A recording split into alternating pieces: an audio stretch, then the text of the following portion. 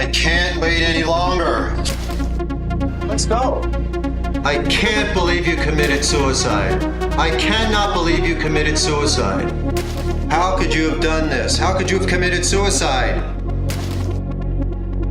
Damn, we need to make this thing even. I can't believe it's you. Don't tell anyone. I'm not ready for this. Don't tell anyone. Thank you. Hello and welcome all you Breen Weavers. I'm sure by now you know this is the only podcast dedicated to the cinematic visionary Neil Breen. I'm your host Neil Knipe and we're quickly approaching our 1 year anniversary. So in a couple of episodes time I thought it might be nice to discuss the future of the podcast and to give you a glimpse behind the curtain of what other guests have been contacted, who is yet to be discovered and who turned me down, but gave tiny snippets of behind the scenes information. However, in the meantime, I'll shortly be handing this episode over to Twisted Pair actor Brad Stein. Brad plays the detective around 16 minutes into the film who reports the disappearance of a group of corporate businessmen and then finds a suspect syringe lying next to a pair of dead bodies. Brad talks about the film's mysterious casting process, his thwarted attempts to get to know Neil, and waiting until the early hours of the morning to shoot his scenes.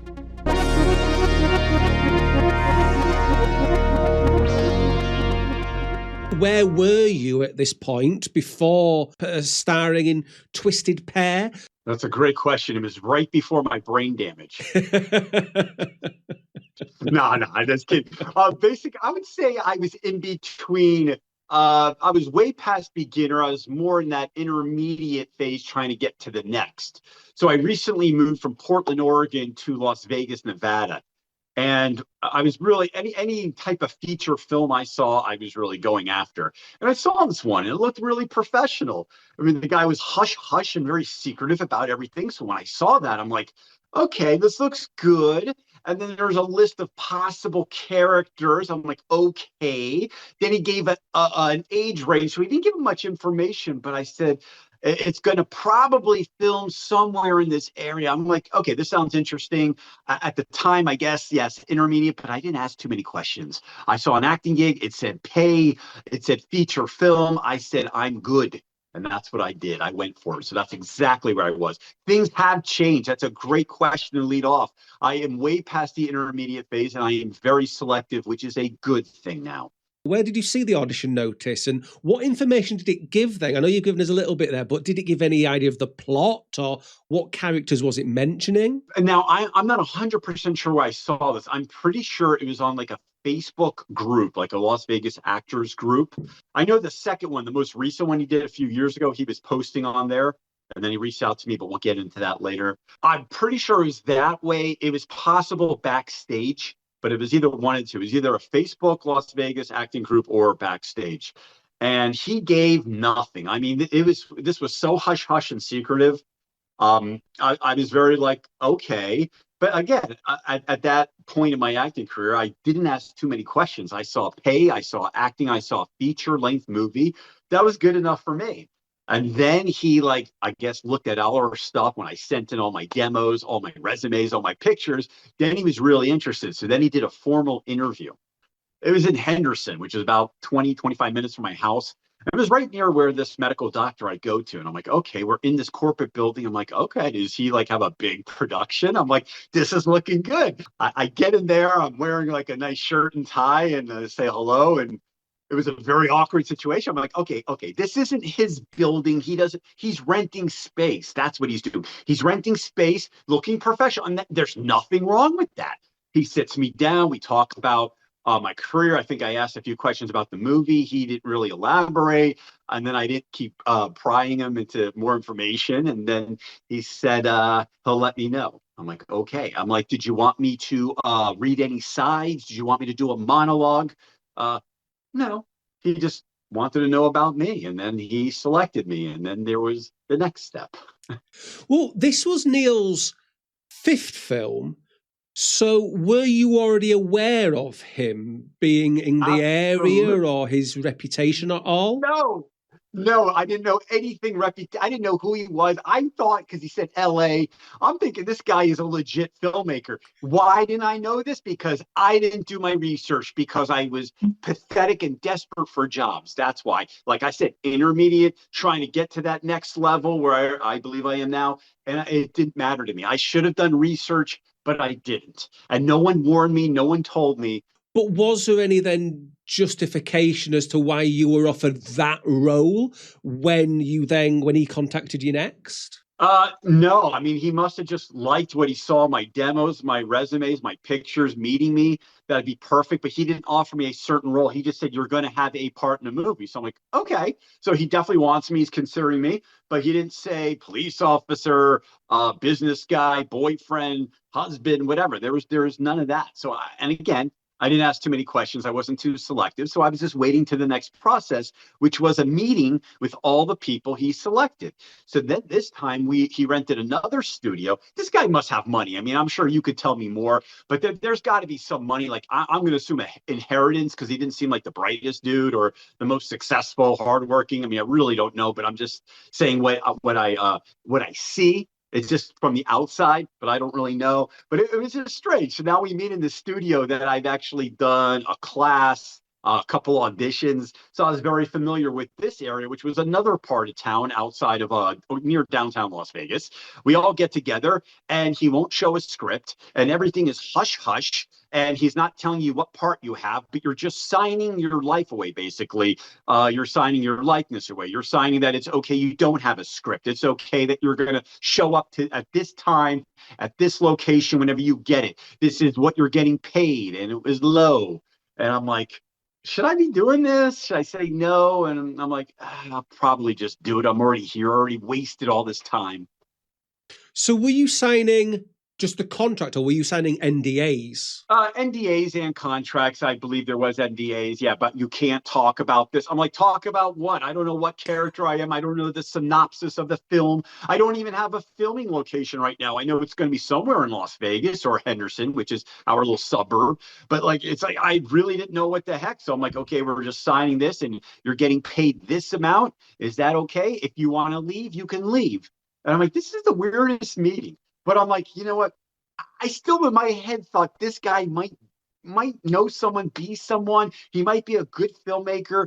I'm like, don't blow this opportunity, Brad. Come on. I go, let's just do it and see what happens. Does anybody question why you're signing NDAs and why it's so secretive? No one really questioned anything. I think I was the only one that said, hey, a script, because back then, so we're back to the intermediate. I was a nut job. I needed my script because I wanted to prepare because I want to do a great job. I mean, that's how I'm still like that, but I don't get as crazy as I used to. But I wanted a script like a month in advance. I wanted to learn every line front and backwards. I wanted to go over the script 300 times. I wanted to break down the scene, break down the character, create a backstory.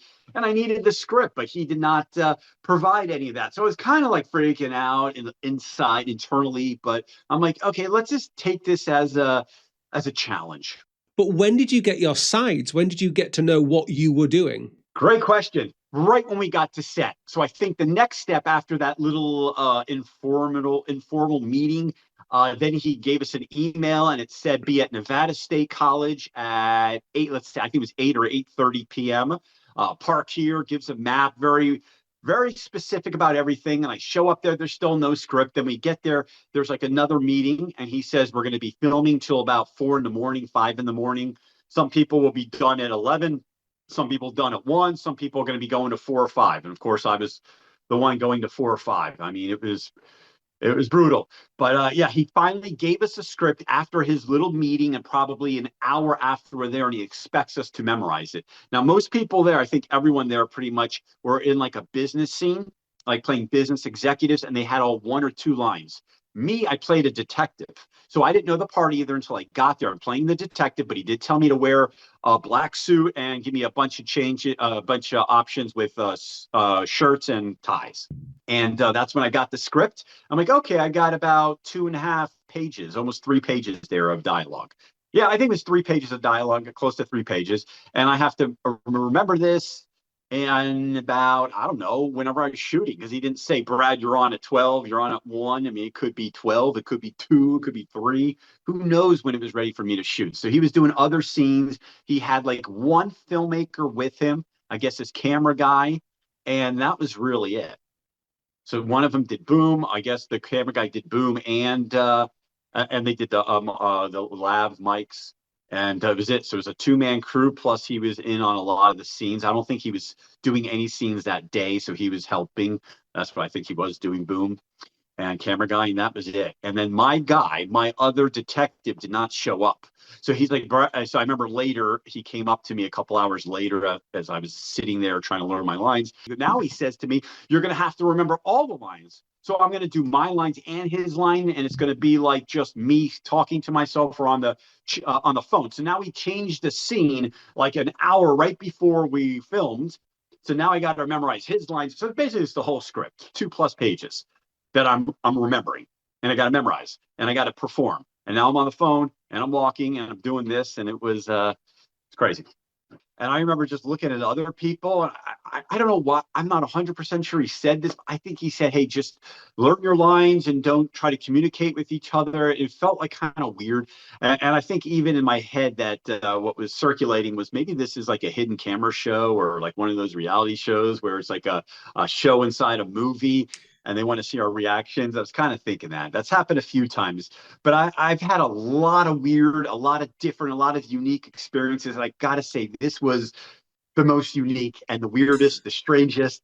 And I remember I was like, I don't think I would ever do this again. In fact, he wanted me to film the next day, but I have a kid and he was really young then. And I got home at 5:30 in the morning. And my wife's like, you're not going back there. But I did. I said, look, I'm not going back unless I have a script. So now, lucky that I just remembered that. But I said to him, I said, unless I have a script or so, I don't think I'm coming back. You're going to have to pay a little bit more to get me overnight. You know, I was thinking I get there at 8, maybe I'm done at 12, 1 o'clock.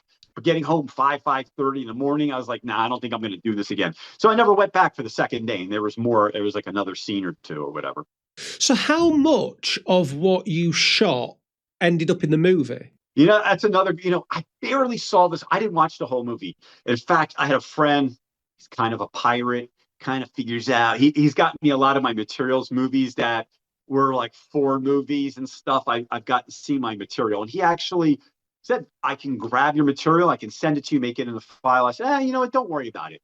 Don't worry. I didn't really want to see it, but we kind of peeked at it. So I kind of saw my scene and like we just, I guess we jumped around from the movie. I just wanted to see some of the CGI and I was curious to watch him act. And I think I watched a trailer. I just wasn't impressed with anything. So I think I was kind of embarrassed. But this was the other thing is that he said, if you want to see the movie, you're going to have to pay for it. It's $19.99. You can order it on, I think it was Amazon or something. He wouldn't give us I'm like, who doesn't give the movie?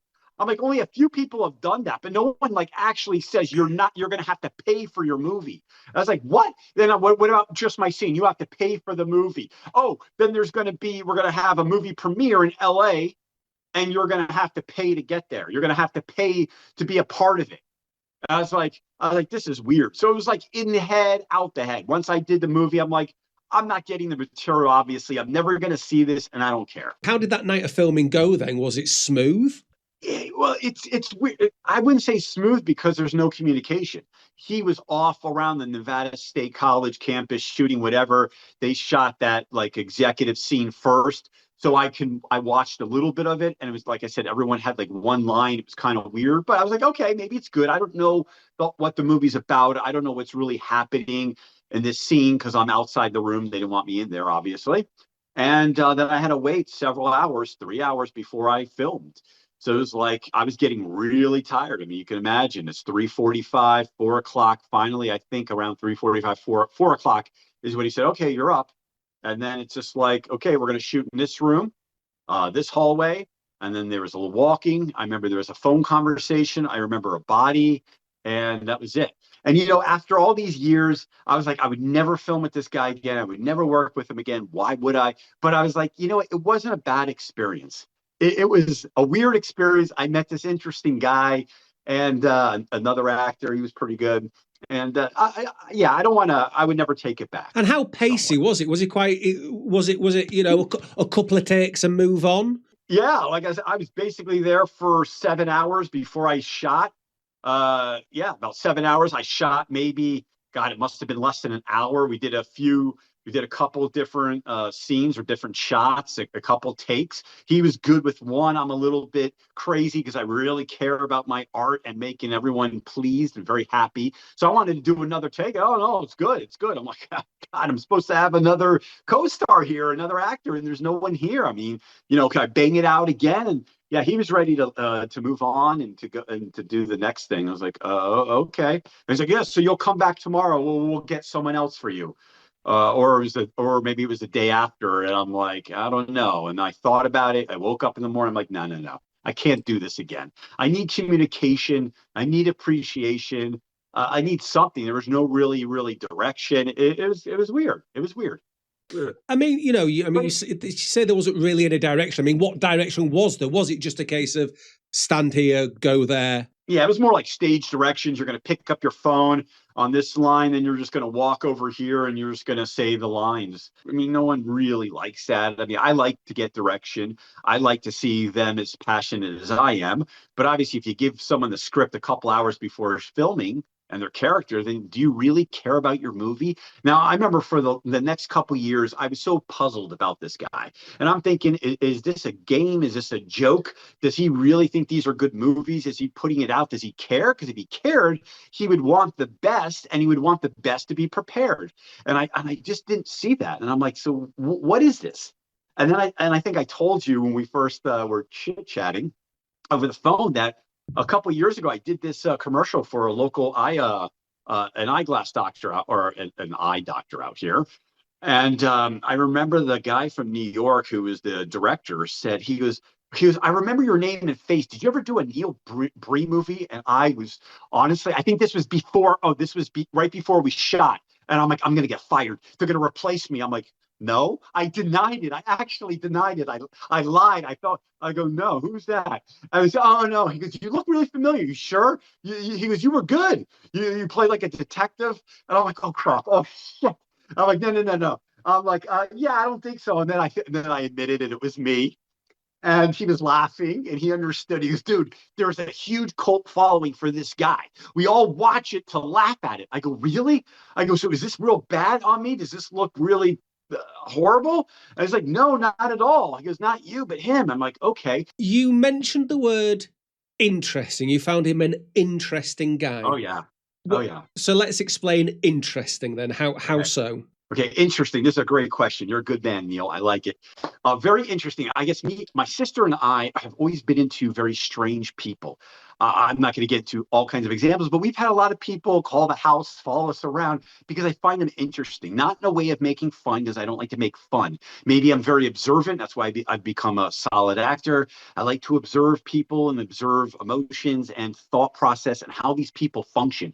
And I saw this guy, and you just look at him, and he looks weird. There's something weird. There's something different about him. Like, is he maybe just, does he just really keep to himself? Does he have major social anxiety, social phobia? Is he afraid of people? Does he think, is he one of these people? Is he a sociopath? Is he a narcissist? There was a lot of things that came to my head. He just looks strange. He has this look, but to him, he thought inside he's a great filmmaker. And more importantly, he's a great actor. This guy is odd. His mannerisms, the way he speaks. Yes, I was really, for years, I was torn about who this guy is. And I mean, obviously you were only with him for one night, but was there any kind of chit chat or small talk, or was it just straight down to business? No, it was straight to business. Plus, it was really late when I started shooting, like I said, around 4-ish. So no, there wasn't any chat. He's not a kind of guy that you're going to talk to. And that meeting we had, the audition or meeting, I try to talk. I try to tell them a lot about myself. I ask them questions because I'm genuinely interested, like I did with you. I'm very interested. But him, you're not getting anything, nor does he care. And there's just no personality. The eyes are barely open. It was like just one of those people. And you're like, okay, well, I wonder what happened to him. What was his childhood like? Did he grow up around no kids at all, like maybe farm animals or something? Did he grow up in like a wax museum, or was his parents maybe, did they run a funeral parlor and he only saw dead bodies and that's who he talked to? You said about, I think, kind of on the night when you got there and there's other cast members that you were told not to communicate. Does this mean don't communicate off the camera? I'm pretty sure he said something along those lines, and I believe it was, don't talk to people and get to know each other. Just go over your script. I don't want to hear noise. I think it was the whole thing wherever they were shooting. But yeah, I think he probably didn't want us to talk too much about what was going on. I didn't know there was only him and one other guy. When I saw a 2-man crew, I'm like, what? I'm like, a 2-man crew? I was thinking at least like 8 to 15 people. I thought this was going to be a big thing, even though he paid like crap. His camera guy was just, like kind of like a do boy. Whatever I tell you to do, you do. There were no opinions. He just ran the whole thing. He filmed here 2.5, 3. I think this is right after the pandemic, or so that must have been a 6 movie. And now he found all the Las Vegas actor sites, so that's where he's posting it. And he jumped up $25 a day for his actors, so it's a little bit more. And I'm like, oh my God, I gave a couple warning to people. A couple people in the comments section wrote warnings to other fellow actors and actresses. And then I don't know what happened to me. I mean, I've done so much now at this point. And I was like, no way. And then I'm like, you know what? Let me just message him. So I wrote, Neil. I said, it's Brad. How you doing? It's been a long time, man. Remember we filmed together? You're looking for, tell me what characters I can maybe help you cast.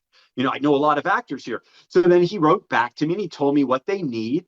And I'm like, maybe possibly last minute, if I'm available and you have a spot, maybe I'll do something.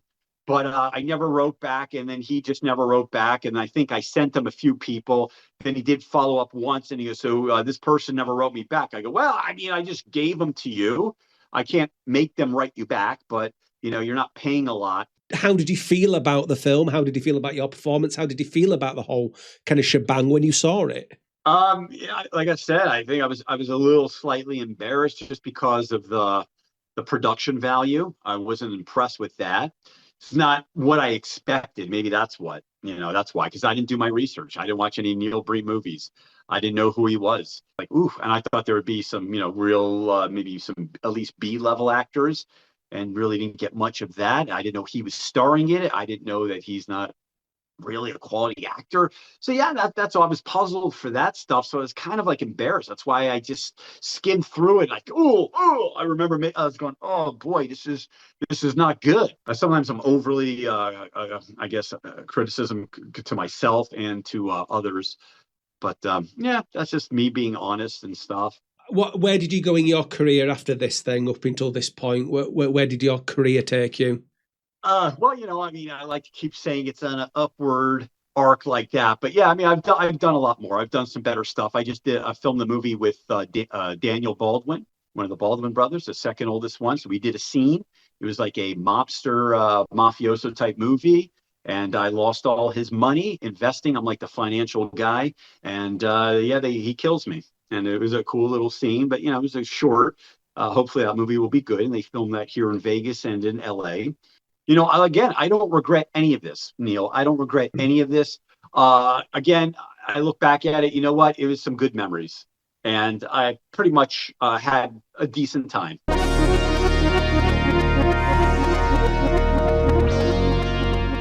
Thank you, Brad, for providing yet another fascinating peek into not just the films of Neil Breen, but the man himself.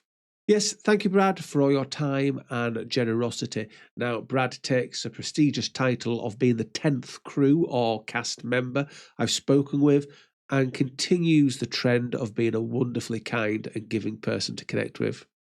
If you want to know more about Brad, you can search for him on the Internet Movie Database, and there's all the information there about his past and previous work, including the Daniel Baldwin film that Brad was talking about there, The Caretaker, which is currently in post-production.